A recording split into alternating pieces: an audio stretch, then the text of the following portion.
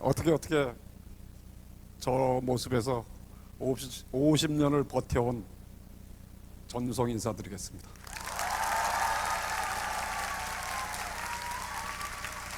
관객들한테 그 가수들을 얘기하면서 가수들의 히트곡을 아냐 이렇게 물어보면 대개는 아는데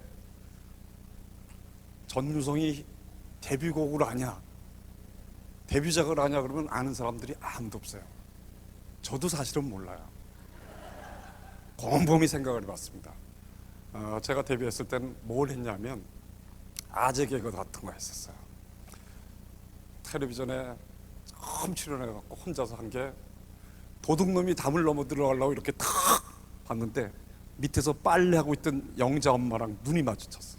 도둑이야! 안 들어가면 될 거 아니야? 옛날엔 이런 거 가지고도 웃었어요. 또 통행금지 시간이 있었는데 12시 넘어서 어떤 사람이 술 취해가지고 서 있으니까 경찰이 파출소 가자고, 통행금지 위반했다고 하니까 파출소 안 가겠다고. 왜 안 가냐? 통행금지 위반 아니냐. 통행금지 시간에 대해서 통행을 금지하고 있는데 내가 왜 가냐고. 이런 거 가지고 웃었다니까요. 근데 요즘에 애들 앞에서 이런 거 하면 뭐 이런 얘기. 나오기 전에 몇 개 더 할까요? 어떤 놈이 결혼을 했는데 처제를 자꾸만 찝적대더래요. 그건 미친놈 아니에요. 왜 당신 처제를 자꾸만 찝적대냐고. 그러니까 그 남자가 너무 정색을 하고 이거 합법적인 거야. 이게 합법적이에요? 아니잖아. 뭐가 합법적이야? 그러니까 우리나라가 일부 일처제야.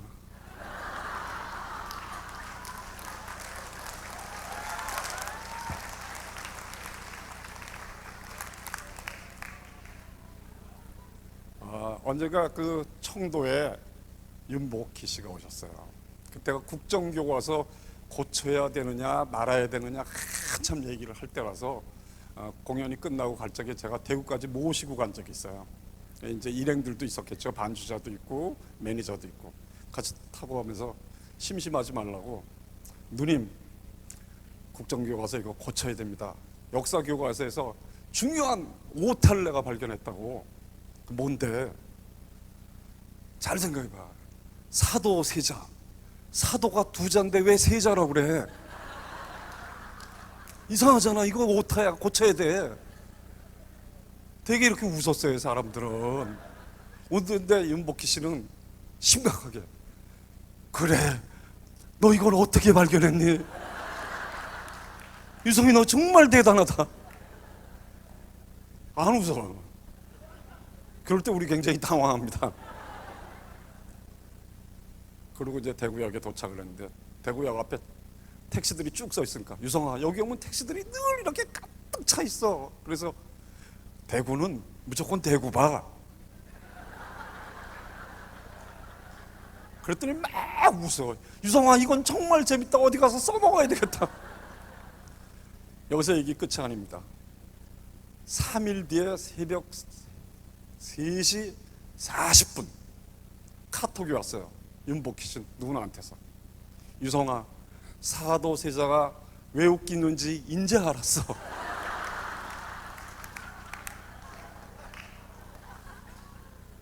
그 시간에 뭘 하고 있었을까요? 새벽 3시 40분에 아마 새벽 기도를 나가다가 깨우쳤는지. 전 새벽 3시 40분 되면 전립선 비대 때문에 늘 일어나거든요. 그때 마침 다 왔더라고요.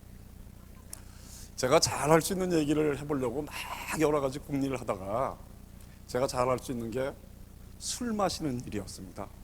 그래서 술에 관한 얘기를 오늘 좀 많이 하려고 합니다. 술 좋아하시는 분들 많으시죠? 영등포 당산동에서 제가 삼국지라는 소설을 쓸 적에 구청 앞에 있는 조그만 집이 단골집이 됐어요. 테이블이 하나, 4명 앉으면 꽉 차요. 서서 먹는 자리 셋. 근데 그 집은 이상하게 표가 하나 써 있었어요. 소주는 한 사람 앞에 한 병만 팝니다. 너무 이상하잖아. 많이 팔면 좋을 텐데. 그랬더니 그 아주머니한테 물어봤더니 그 아주머니가 여기서 장사를 오래 했기 때문에 많이 파는 것보다 단골들 얼굴 많이 보는 게 좋아서 이렇게 했다. 굉장히 의미가 있는 표를 써붙였더라고요. 그러니까 단골들은 그냥 가는데 가끔씩 뜨내기들이 와가지고 한 병 더 팔아라, 된다 안 된다 뭐 그러다 이제 안 판다 그러면 이제 이렇게 가기도 하는데, 어느 날 저 아주머니를 이길 수 있는 사람이 하나 없을까 하고 기다리고 있는데, 어느 날 막강한 사람이 들어오자마자 소주를 탁 마셨더니, 아줌마 여기 한 병 더 줘. 그러니까 여기 써붙인 거 안 보여요? 소주는 한 사람 앞에 한 병만 판다. 아줌마 내가 소주 5병이 주량인데 한 병 가지고는 간에 기별도 안 가니까 한 병만 더 팔라고. 아무도 없잖아. 안 돼요. 안 된다고 자꾸. 그래서 나는 그 아주머니를 저 사람이 좀 이겼으면 해서 이제 기를 내 딴에는 확 보냈는데 기가 안 통했는지 결국엔 그 사람이 돈을 더 주겠다는데도 안 팔아. 할 수 없이 나가. 그 아저씨가 했던 얘기를 그대로 생으로 해드릴까요? 조금 고쳐서 해드릴까요? 생으로 하면 욕이 들어가는데, 앞에 자 한 자를 뺄게요. 상상만 하세요. 에이 팔! 이 집 아니면 소주 파는 데 없어! 문 꽝 닫고 나가서 주인 여자가 담배를 이렇게 탁, 저런 쪼다 같은 놈, 나갔다 다시 들어오면 팔지.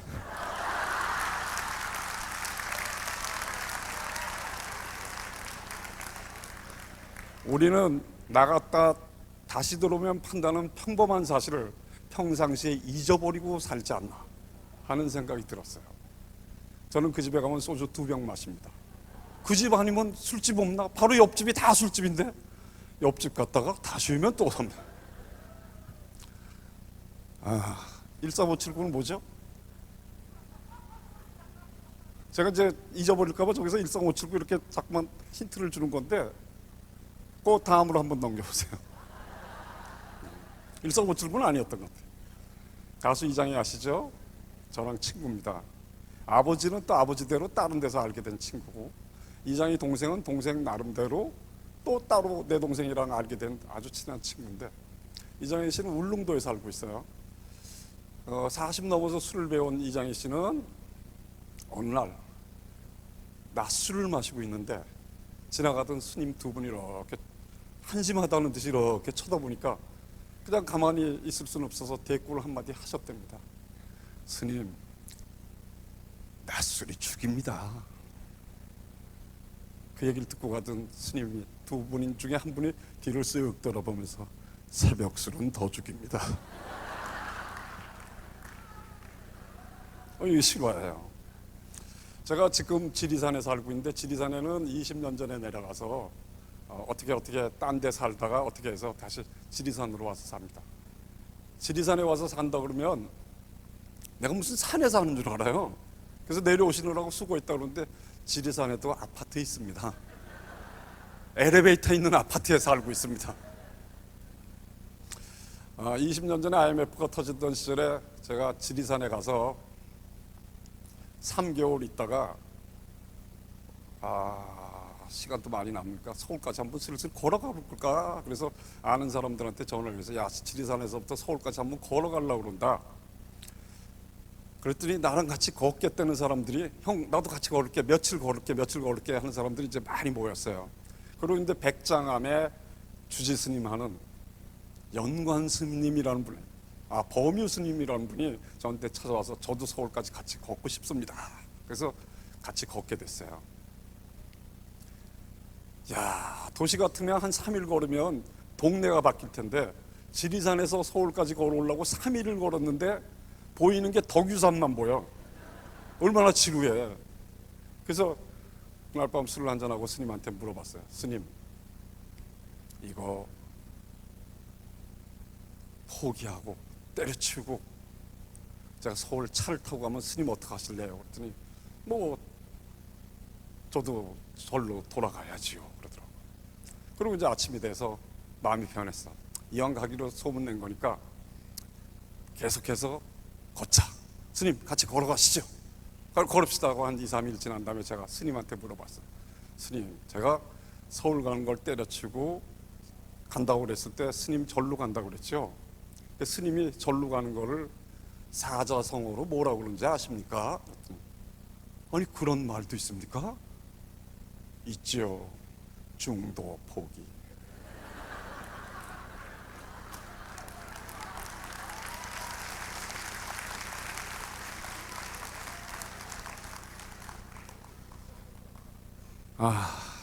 가끔씩 사고를 쳐서 우리에게 알려진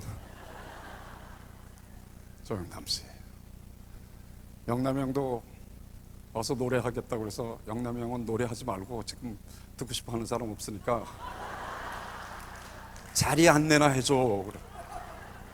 전주 와서 자리 안내해 주겠다고 약속을 해주셨습니다. 조혜련 씨도 골룸 하겠다고 그랬더니 진짜로 골룸. 재밌었어요? 저는 담배를 피우지 않는데 술은 아직까지 마셔요.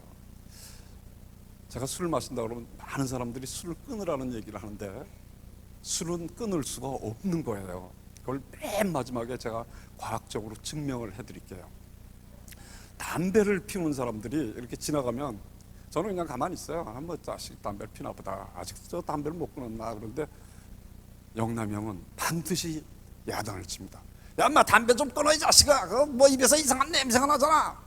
꼭 야단을 쳐요. 그럼 되게 피우던 후배들 죄송합니다. 다음에 연기는 역시 어색하죠? 죄송합니다. 그리고 되게 끊는데 신동엽이가 담배를 피우고 가다가 조영남 씨 눈에 가는 야, 이 자식아 담배 좀 끊어라. 웬만하면 죄송합니다 이럴 텐데 동엽이가 선생님 여자 끊으면 저도 끊겠습니다.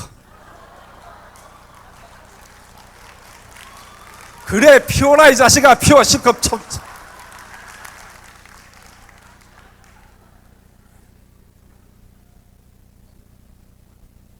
TV 있는 사랑을 싣고라는 프로그램 아시죠? 요번에도 저 섭외가 들어왔는데 또 안 됐어요. 제가 찾고 싶어하는 사람은 안 찾아주더라고요. 되게 TV 있는 사랑을 싣고 2부 시작되기 전에 1부 때는 되게 옛날에 신세졌던 선생님, 친했던 친구 혹은 첫사랑 연예인들을 만나는 게 대부분이었어요. 저는 꼭 만나고 싶은 사람이 있습니다. 얼마 전에 재작년인가 신문에 났는데 어떤 놈이라고 그래야 돼요. 어떤 놈이 전주 어느 술집에서 여자를 맥주병으로 머리를 내리쳤어요. 그 이유가 뭐냐? 기사 한번 띄워주세요. 전북 북부경찰서는 어떤 여자가 남자가 술을 마시고 있는데 너무 잘생겼나 봐. 정우성 닮았네요. 그랬더니 그놈이 술이 채고 전유성 닮았네요 들어갖고 화가 나서 찍었다. 전유성으로 잘못 알아듣고 마시고 있던 맥주병으로 5씨를 내리쳐 전주 3주의 상처를. 나는 이 친구 만나서 TV는 사랑을 싣고 해서 내가 정말 그렇게 이상하냐. 화해하는 술도 이렇게 마셨으면 좋겠다. 정말 이게 이제 요새 생각한 거. 이제 우리 아버지 얘기 나오면 제 얘기가 마무리하라는 신호입니다. 제가 술을 하도 마시니까 우리 아버지가 그런 얘기를 했어요. 야, 이 자식아 술 좀 끊어. 아버지도 안 마시고 할아버지도 안 마시는데 네가 뭔데 그렇게 술을 처먹으면 술고래도 아니고 맨날 야단치셨어요. 그래도 말을 안 듣고 계속 마시니까 우리 아버지가 어느 날 이놈의 자식 너 호적에서 빼겠다고. 예전에 호적에서 빼겠다는 얘기 아버지들이 겁주느라고 많이 했죠. 호적에서 뺄 자식이야. 호적에서 뺄 거야. 그리고 몇 년이 지났어요. 아버지랑 사이가 좋았을 때 물어봤어요. 아버지 옛날에 나 호적에서 뺀다는 얘기 했죠? 한 거 기억나? 기억나지. 그때 너 술 너무 많이 처먹고 그랬잖아. 맨날 술 취해서 들어오고. 근데 혹시 아버지 호적 어디서 빼는지 알아? 몰라. 너 아니? 유일하게 남아있는 아버지 사진인데 학교 앞에 칼라 칠하면은 칼라 사진 된다고 해서 파는 거 해가지고 제가 망친 저 사진입니다. 아버지 속 많이 세게 들었습니다. 저희 5형제였는데 가끔씩 문득문득 우리가 잘못 살아온 우리 형제들 세월 목숨을 마음대로 할 수만 있다면 우리 형제들 1년씩 덜 살고 아버지한테 5년치 몰아들여서 5년 더 살게 했으면 어떨까 하는 우리 아버지 얘기로 1부 마치겠습니다.